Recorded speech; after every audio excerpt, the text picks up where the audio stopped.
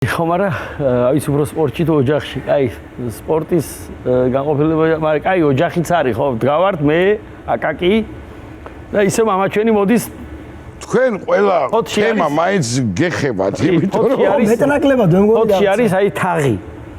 ეგრეთ წოდებული ყველა არკას ეძახის, ნუ არკასთან იკრიბება ესა, რაღაცა ეს ახალგაზრდების შესაკრები არის ბირჟა, სწორად ვამბობ? აი პარკში შესასვლელი თაღი და იქ ვართ მე, აკაკი, ჩვენი მეგობრები, კლასელები, საძმაკაცო შეკრებილებ და საზა მოდის, ბაბაჩი მოდის, ანუ არც მთვრალია, მაგრამ ნასვამზე მეტია ახლა, ხო რა?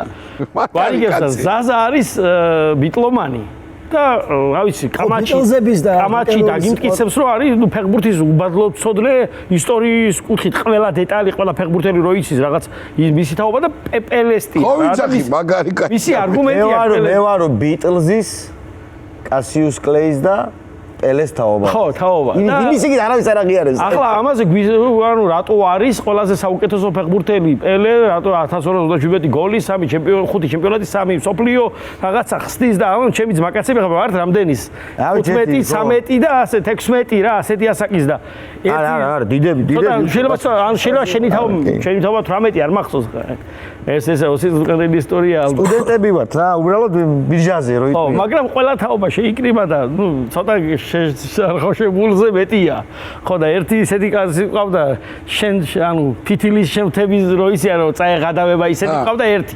ხო და ახლა რო დგავარ და საზაყვება რო აი ეს ისტორია მარადონას რატო არაფასებს სათანადო თუმცა ის უდიდესია და ამას ყვება და ამ დროს ამ შეკრებაში შემოყვი ჩვენს მაგერთეთმა ზაკასა თავი.